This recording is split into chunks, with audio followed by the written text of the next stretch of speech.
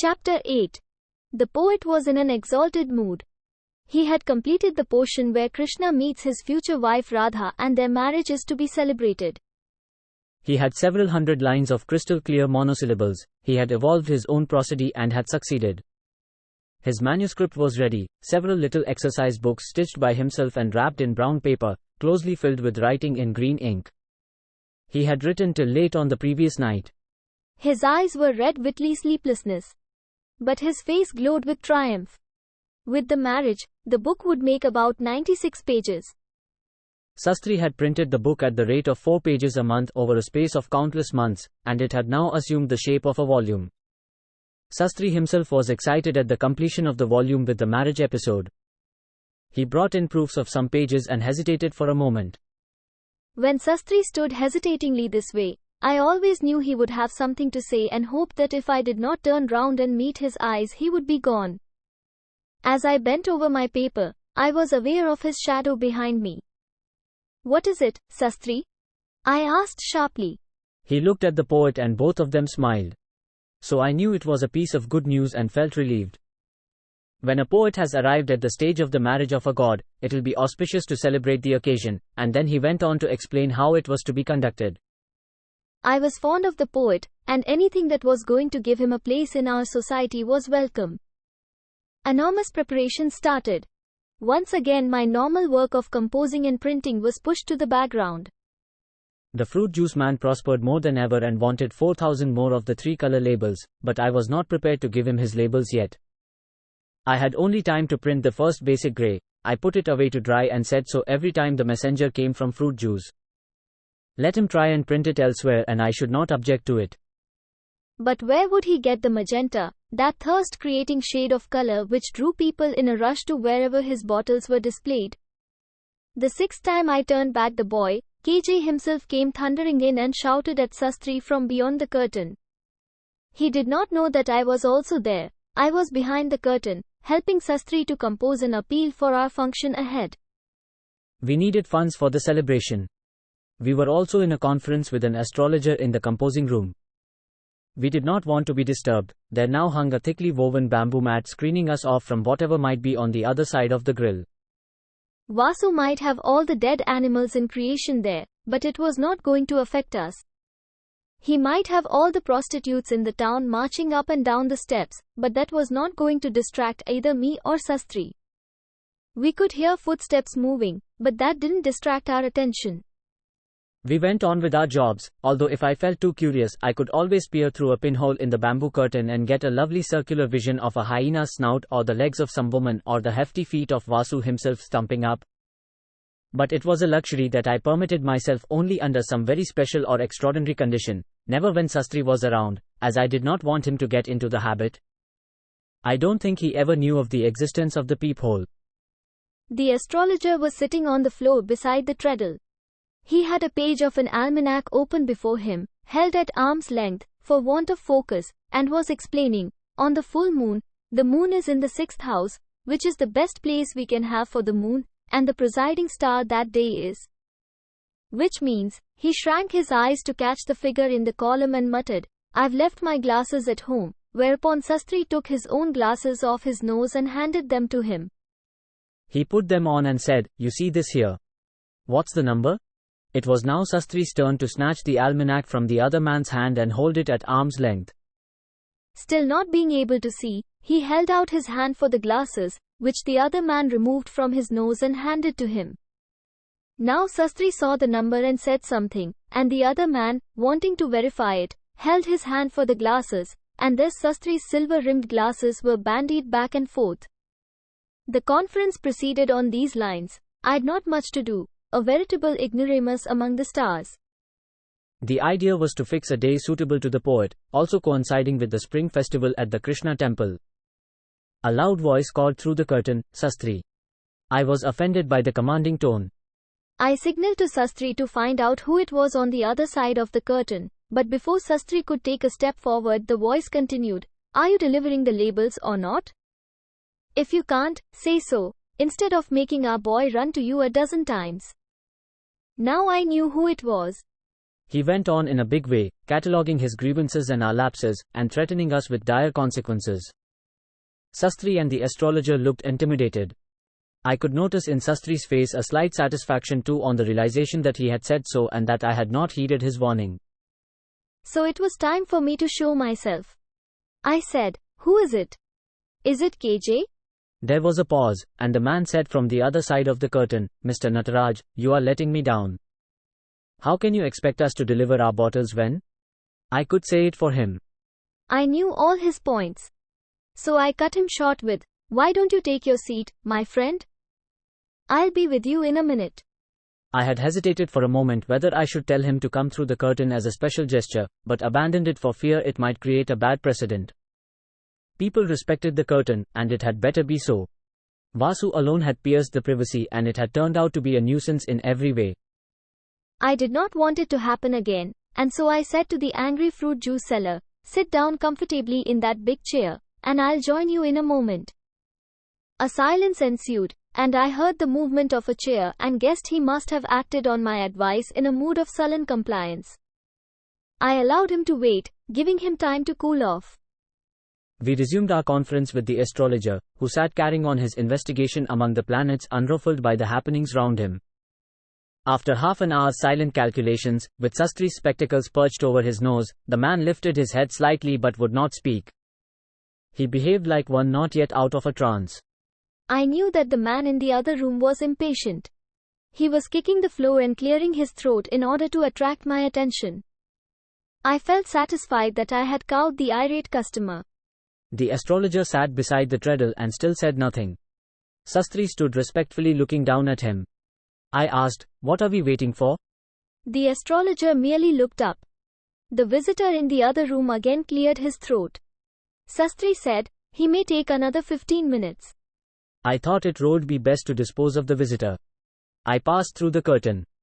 The drink seller sat cross-legged in the Queen Anne chair. He had left his sandals on the floor under the chair. He was an old-type orthodox man, who wore a red caste mark on his forehead. It was clear that he was there to see this thing through and to have it out with me.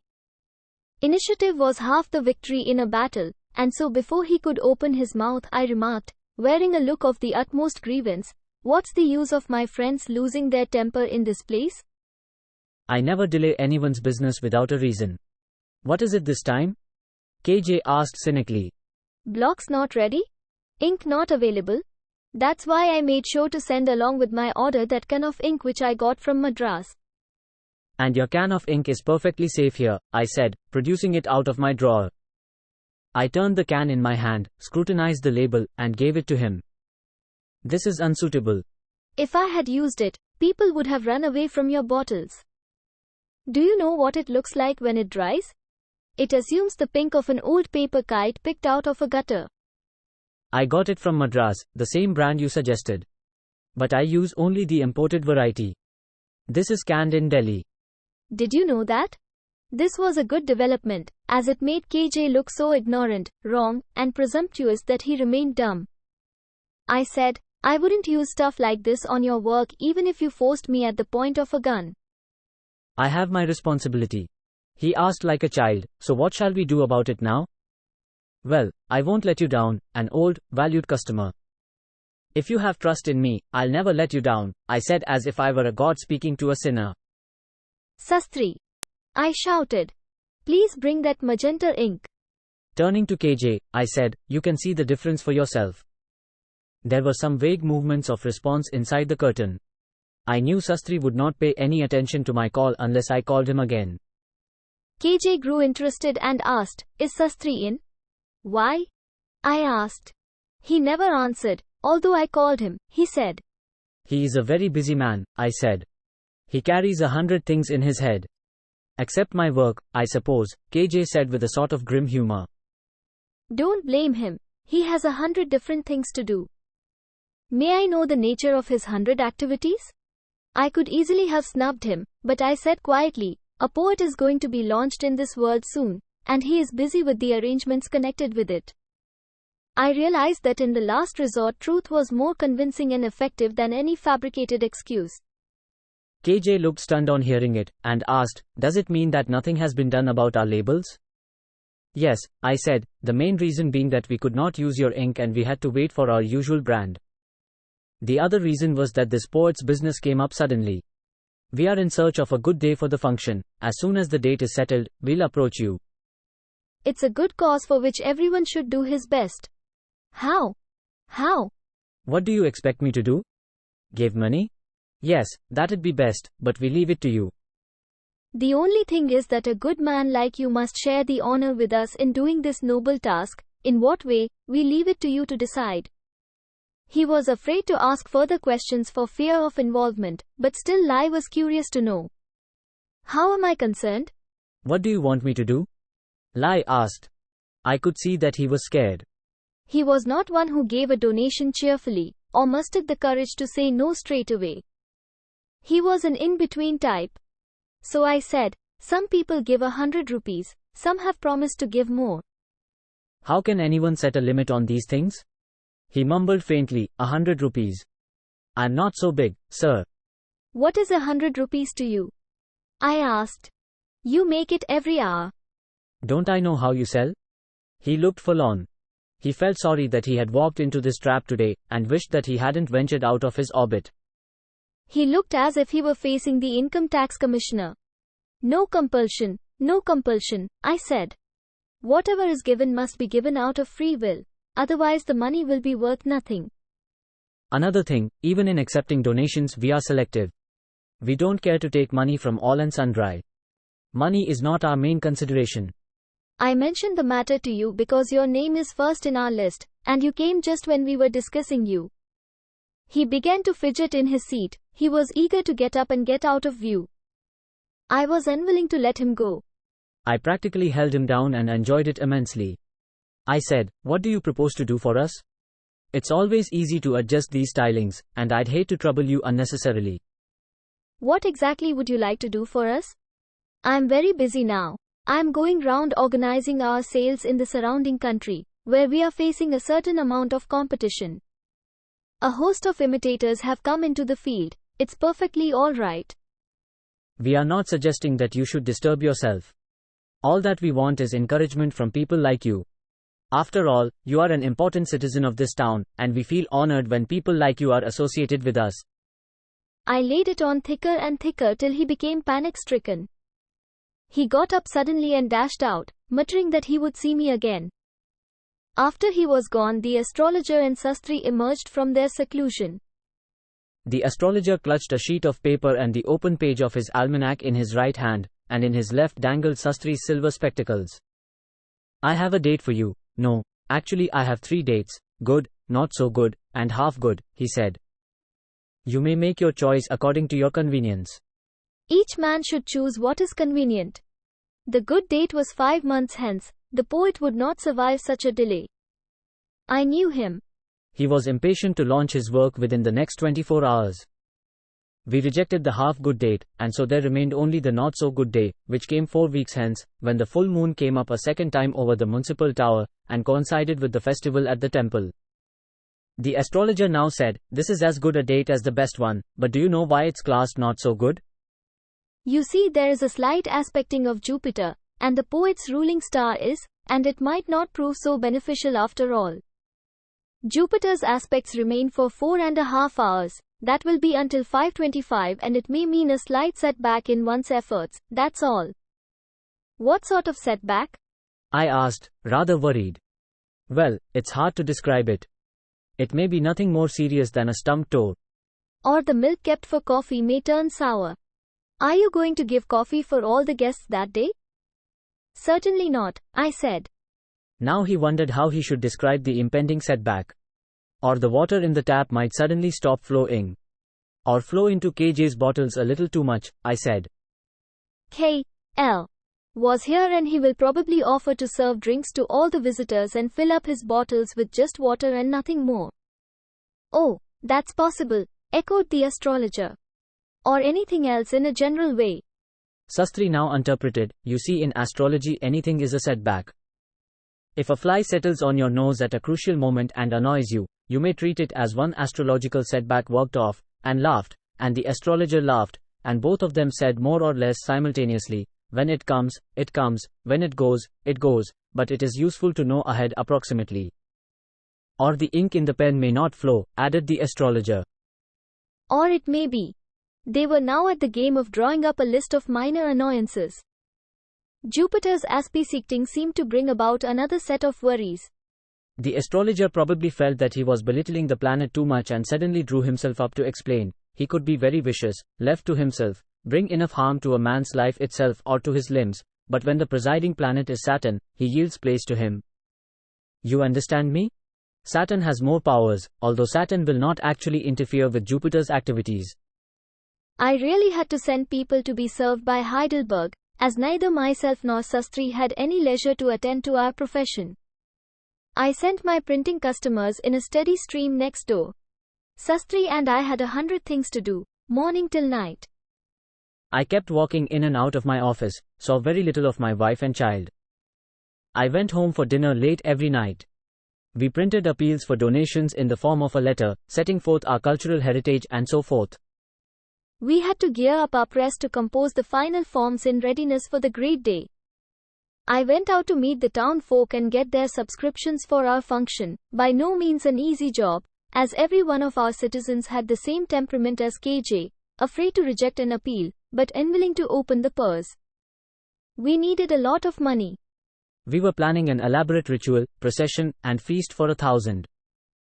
A few of the persons we approached asked point blank why we wanted to do anything at all if we had no money in hand, a perfect question, but we did not contemplate a retreat. We had to keep going on, and the city was flooded with copies of my notice. Sane was good enough to compose it for me, and he had written a few hundred words, beginning with the origin of the world, writer's duty to society, greatness of the tale of Krishna and our cultural traditions, the merits of the monosyllable. He concluded with spicy remarks on the Nehru government's attitude to creative writing, which was totally censored by Sastry himself before he set up type. Let Sane write a separate book on Nehru if he chooses. Why should he try to display his wisdom at our cost? Our appeal was scattered far and wide, and its effect was to draw Vasu into our fold again. He caught me late one evening as I was opening the door of R&Y Press in order to pass through to the back door. His jeep stopped at my door, and he followed me in. I hadn't even switched on the lights. I was for passing straight in. He followed, asking, "Are you in a hurry?" "Yes. I'm." "Then slow up." Such frenzy will do your heart no good. Slow down, or slow up. Why stand in the dark and talk? "Switch on the light." "Where is the switch?" He fumbled along the wall and found the switch. He sat in his usual chair and ordered me to be seated too. I said, "I'm hungry. I have to go in and have my dinner." "I too am hungry," he said. "You are not the only man who eats, are you?" I sat down reluctantly on the edge of my table. "Well, what is it?" I asked. "Look, Nataraj, I'm trying to be good to you. Don't be naughty. I don't like anyone to talk to me in that tone." "Can't we meet sometime tomorrow?" "I am very tired, that's all," I said. "What has tired you?" "Being a busybody? Do you think I don't know what's going on? What do you know?" He produced one of our notices from his pocket and flourished it. "I'm as good a citizen as any, and even if you don't send me one, I can always get one. You print it right under my flow." I winced at his expression of, "my flow," and yet no one has the courtesy to send me a copy. Strange world. I had no answer for him. While we had posted out several hundred envelopes, I had deliberately avoided sending him one. I had some kind of uneasiness at the thought of him, and though our cold relationship was slightly improved, I could not bring me 3 RSELF to send him an invitation. There was an uneasy thought at the back of my mind that it would not go right, that something might go wrong if this gunman was called in. But he was not the kind that would wait to be called. I merely said, "I knew you would get it, and so I did not think it was particularly important," he said while I was fumbling for expression. "Why did you think I'd not be good enough to give you money, or that I have no money?" This was really crushing me. Why was he trying to have a fight with me? "Do you want to find a reason for a fight with me?" I asked. He said, "I'm not going to fight with anyone." If I had to fight, there'd be no half measures. It will not be at all good for the man who asks for it. "You want to fight?" He asked solicitously, as if Lai were asking, would you like to wash, or, do you want a cup of coffee? I adopted diplomacy and said, I thought of coming to you late, because I knew you would be here. That's better, he said. Now you sound better. I had no notion that the poet had gone so far. Hard-working fellow, he said with a sort of appreciation. He took out his purse and held out to me a 10-rupee note, holding it carelessly at the tips of his fingers. Well, this is my contribution, although you wouldn't ask for it. I stared at the note uncomprehendingly for a while and then said, is this all? I was going to ask you for 100. 100. That's interesting. If my business were as good as it used to be. Those bastards are trying to lock away the animals, very unhelpful, he said, thinking of a big army of forest guards. Still, they can't put me down, you know. It only makes my business a little complicated, that's all. Who are they to tell me how to shoot or when? You are right in a way, I said in order to sound agreeable, without bothering to think what it meant, without thinking of the river of animal blood that would flow if he had his way. He looked at me for a moment. Natharaj, you really think so? I don't really need anybody's support or encouragement. I can get on very well by myself. The 10-rupee note still fluttered at his fingertips. Well, do you want this or not? He asked with a sudden aggressiveness coming into his voice. My matching mood was coming on. I said I want 100 from you, not less. Okay, he said and put the money back into his pocket. Now you will have to tell me how much you have collected in 100 rupees. It was a challenge, and I said, so far I have got 50 donors of the 100-rupee class. That made him thoughtful. So, 5,000 rupees. How much of it is in your hands? Tale was a point. T said, I don't want to take it yet. I'll wait till nearer the time of the function. Why should we burden ourselves with the custody of so much cash? He made a sound of depreciation with his tongue and said, what big cash? After all, 5,000 rupees, not 5 lakhs. It is big enough from our point of view, 991 said. Someone else's money is always a burden to carry. That's an unphilosophical way of looking at things. Money is only a medium of exchange and it has no value by itself, and there can be no such thing as your money and my money. It's like the air, common to mankind. Then why not let me take your purse? Why not indeed? He said, took it out of his pocket, and dropped it on my lap. He rose and strode away to his jeep and drove off. I sat transfixed. It was a large, well-stuffed purse of the size of a lady's handbag. I sat for a while wondering what to do with it. This was a most extraordinary situation for me. I had never expected that I'd be charged with the custody of this man's purse. Its flap was buttoned with an old-type metal head which could be pressed in. If you applied your thumb in the gap under the flap and lifted your finger, the flap snapped open. It had several compartments. It was stuffed with letters and currency. There was a photograph, plastic covered, of a brawny young man with wavy hair standing up like a halo ear to ear, and bushy eyebrows. If you scrutinized it for a few minutes you would easily recognize the face, Vasu at 18 or 20, you would recognize him by his bull neck. There was a larger side flap into which were stuffed currency, some letters, bills to be paid, and one letter in a blue envelope. The color of blue in notepaper or envelope always arouses my curiosity, and whoever might be the originally intended reader, I like to read it myself. I pulled it out, toyed with the idea of going through it, but put it back. I lacked the courage to read it. What if he came back suddenly and caught me reading? He might perhaps break my spine or hold me upside down and rattle my teeth out of my skull. I also wanted to know urgently how much money he had in his purse and what were the unpaid bills standing in his name. But I lacked the courage to undertake this research now. I briskly folded back the purse and pressed down the metal buttons, put it carefully in my drawer, and locked it. I shut the front door and went in for the night. 3 days later Vasu came to claim his purse and peeped into my roll-top desk when I was looking through a list of persons who had promised us funds. He snatched the list from my hand, glanced through it, and asked, "How much money do you expect to collect?" I opened a green folder in which all the papers relating to accounts, receipts, and cash already collected were kept. I examined the account and mentioned a figure. "Give it here," he said, snatching away the green folder too. I will double it for you. You mind the other things? I stammered, but, and stretched my hand for the folder. He pushed away my hand. Leave this to me, and attend to other matters. I tried to argue with him, but he didn't stop to hear me. He briskly walked to his jeep and drove away. A week later he came into my office with a triumphant look. He flourished the green folder and asked, "Can you guess how much I have managed to get out of all the tight fists in your town?" I mentioned a figure. He said, "You are wrong. Try again," and went away. After that, during my round of visits, I met people who remarked, "What a money gatherer you have engaged." One should sell the vessels in the kitchen, I suppose, and find the money, only to be rid of him. What a specimen. There could be no doubt that Lai was extremely active. A variety of persons referred to him in a variety of ways. I had to know exactly what he was up to. I waited patiently. When he came in one afternoon, I asked him straight away, "Where is the green folder?" "It is locked up in an iron safe," he replied. I ceremoniously showed him the Queen Anne seat and began, "We are all grateful to you for your help."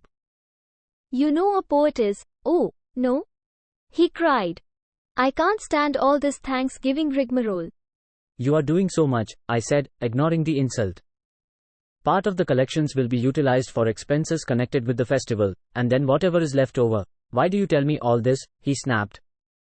I said, "We need funds now for making a few advance payments." He thundered, "So what?" He cooled suddenly and asked, "How much do you want, anyway?" "At least 500 rupees, I said. "All right, you shall have it," he said without making any movement to fulfill it. I asked, "When? When shall we?" ? Quote. He was trying to swat flies with a piece of cardboard. "What when?" he asked, and added, "Why do you let these flies swarm here? Have you stored sweets in your desk for your favorite poet?" "It is important that we should know how much you have been able to collect and from whom," I said firmly. "All in proper time," he said. "Meanwhile, observe proper manners, keep your expenses down. Don't imagine you are millionaires." He rose abruptly, glared at me for a moment, and was off.